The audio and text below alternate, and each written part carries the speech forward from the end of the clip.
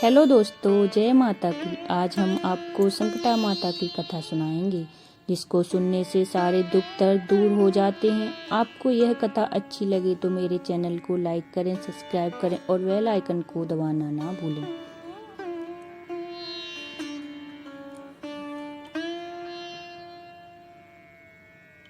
चलिए हम आपको संकटा माता की कथा सुनाते हैं।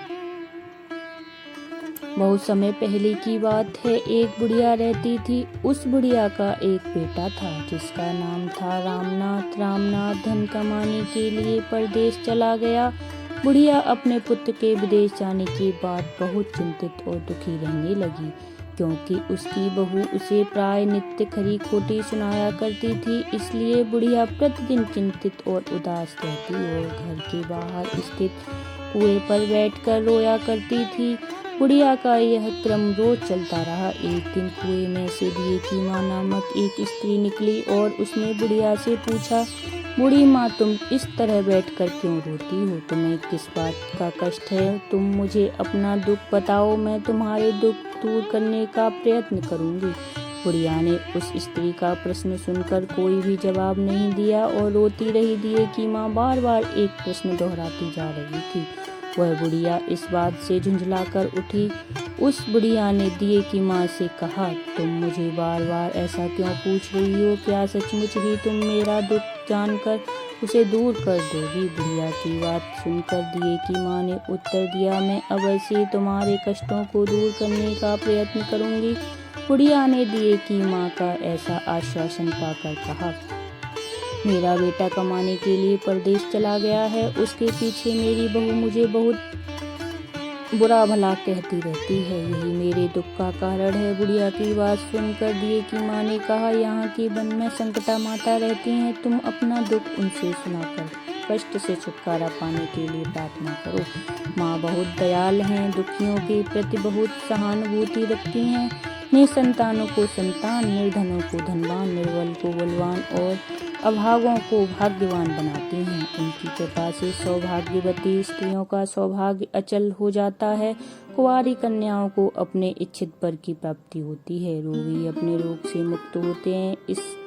इसके अलावा जो भी मनोकामना हो वह सभी को पूरा करती है। इसमें कोई भी संदेह नहीं है। दिए की माँ से ऐसी विलक्षण बात को सुनकर बुढ़िया संकटा माता के पास गई और उनके चरणों पर गिरकर विलाप करने लगी। संकटा माता ने बड़े ही दयालु हो कर बुढ़िया से पूछा, बुढ़िया, तुम किस कारण इतने दुख से बार बार रोती रहती हो? बुढ़िया ने कहा, हे माता, आप तो सब कुछ जानती हो, आपसे तो कुछ भी छिपा नहीं है। आप मेरे दुख को दूर करने का आश्वासन दे तो मैं अपनी दुखद गाथा आपको सुनाऊं। बुढ़िया की बात सुनकर संकटा माता ने कहा, मुझे पहले अपना दुख बताओ। दुखियों का दुख दूर करना ही मेरा काम है। संकटा माता के ऐसा कहने पर बुढ़िया ने कहा, हे माता, मेरा लड़का परदेश चला गया है।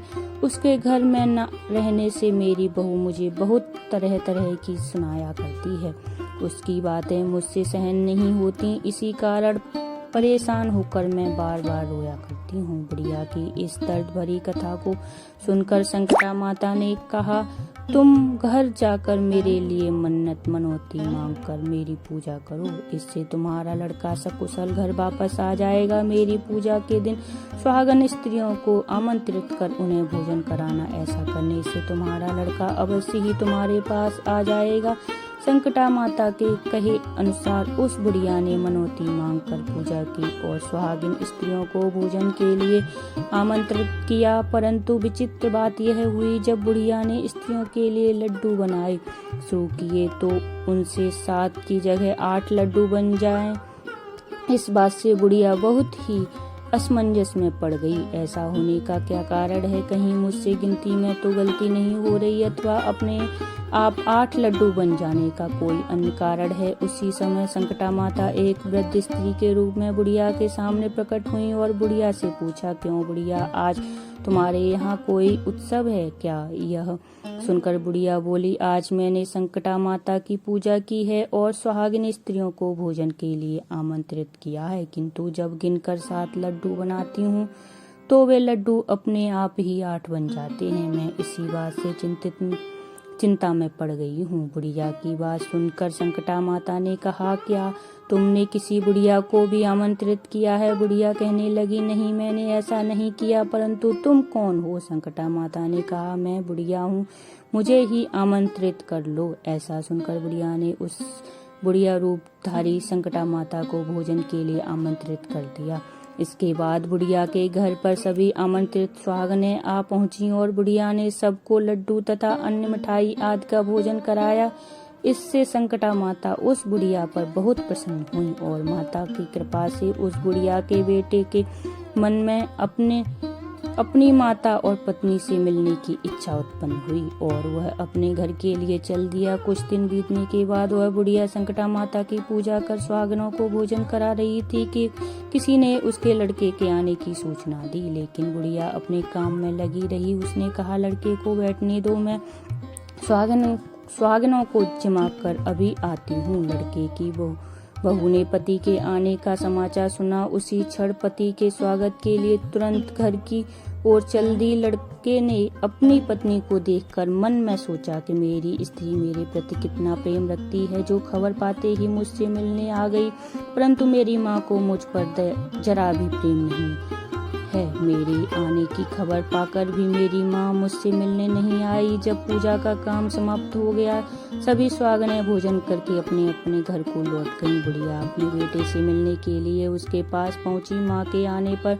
लड़के ने पूछा, माँ अब तक कहाँ थी? माँ ने कहा, बेटा, मैंने तुम्हारी कुशलता के लिए संकटा माता से मनौती मांग रखी थी, उसी को पूरा करने के लिए सुहागनें जमा रही थी। संकटा माता की कृपा से उसका मन अपनी पत्नी से हट गया। उसने माँ से कहा, माँ, या तो मैं यहाँ रहूंगा या यह रहेगी। बुढ़िया ने कहा, बेटा, तुम्हें मैंने बड़ी कठिन तपस्या से पाया, इसलिए तुम्हें छोड़ नहीं सकती, इसलिए चाहे बहू का त्याग भी करना पड़े तो मैं कर सकती हूँ। अतः लड़के ने अपनी स्त्री को घर से निकाल दिया। घर से निकलकर बाहर आई तो बहुत दुखी मन से एक पीपल के पेड़ के नीचे बैठकर रोने लगी। एक राजा उधर से जा रहा था, उसे रोता देखकर राजा रुका तो पूछा, तुम क्यों रो रही हो? तब उसने अपनी सारी व्यथा राजा को कह सुनाई। राजा ने कहा, आज से तुम मेरी धर्म बहन हो, इसलिए रो मत, मैं तुम्हारे सभी कष्टों को दूर करने का प्रयास करूंगा। यह कहकर राजा उस स्त्री को अपने महल में ले गया। महल जाकर राजा ने रानी को सारी कथा सुनाई और रानी को कहा, देखो, आज से मेरी यह धर्म बहन है, इसी महल में रहेगी और इसको किसी भी प्रकार का कष्ट नहीं होना चाहिए। राजा के यहाँ पहुंचकर कुछ दिन बाद धर्म से प्रेरित होकर रामनाथ की स्त्री ने भी संकटा माता का व्रत आरंभ कर दिया और संकटा माता के निमित्त सुहागनों को भोजन कराने के लिए आमंत्रित किया।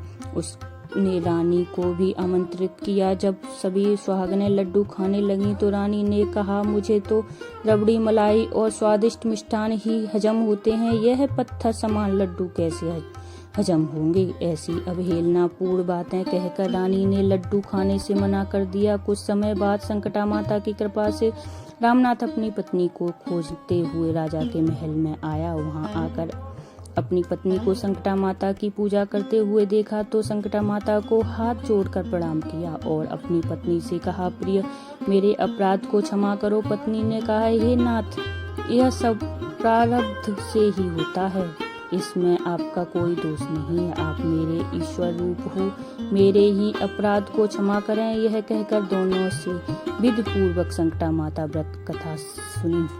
संकटा माता की पूजा को समाप्त कर सुहागनों को जमा कर दोनों पति पत्नी अपने घर की ओर प्रस्थान के लिए तैयार हो गए। जाते समय रामनाथ की स्त्री ने राजा रानी से कहा, जब मुझ पर दुख पड़ा था तो आप लोगों ने धर्म बहन बनाकर मुझे आश्रय दिया था। यदि आपको किसी भी तरह की सहायता की आवश्यकता हो तो मेरी कुटिया में निसंकोच चले आना। ऐसा कहकर दोनों पति पत्नी अपने घर चले गए। संकटा माता के प्रसाद का निरादर करने के कारण रानी पर भारी संकट आ पड़ा। रामनाथ की बहू के जाते ही उसका राजपाट नष्ट हो गया। ऐसी विपत्ति में पड़कर रानी ने राजा से कहा, ना मालूम वह तुम्हारी धर्म बहन कैसी थी जिसके यहाँ से जाते ही सब कुछ नष्ट हो गया। रानी ने राजा से कहा, जाते समय वह कह गई थी कि जब मेरे पर कष्ट पड़ा था तब मैं तुम्हारे यहाँ आई, और कदाच तुम्हारे ऊपर कभी कोई कष्ट पड़े तो तुम मेरे घर आ जाना।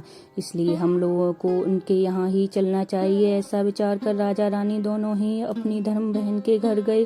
वहाँ जाकर रानी ने कहा, बहन तुम्हारे जाते ही मेरा सारा संपत्ति नष्ट हो गई। सब लोग बहुत परेशानी में पड़े हुए हैं। रानी की बात सुनकर रामनाथ की स्त्री ने कहा, बहन मैं तो कुछ नहीं जानती, मेरी तो सब करता धरता संकटा माता है, इसके अतिरिक्त कोई दूसरा नहीं। इसलिए मेरी मैं तुम संकटा माता से अपनी भूलों के लिए क्षमा याचना करो।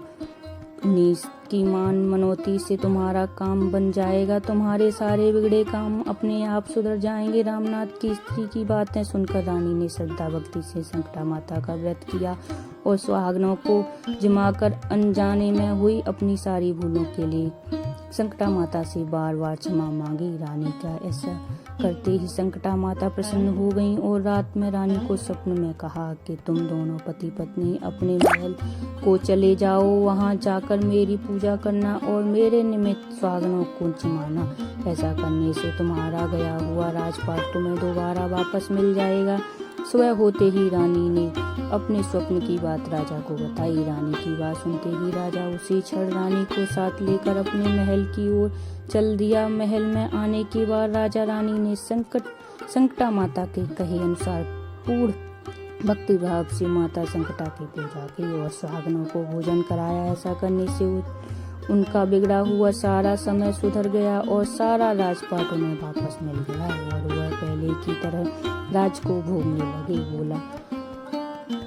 बोलो संकटा मैया की जय। इस प्रकार संकटा रानी व्रत कथा, संकटा माता व्रत कथा समाप्त हुआ। बोले माता की जय। आपको अच्छा लगे तो लाइक करें।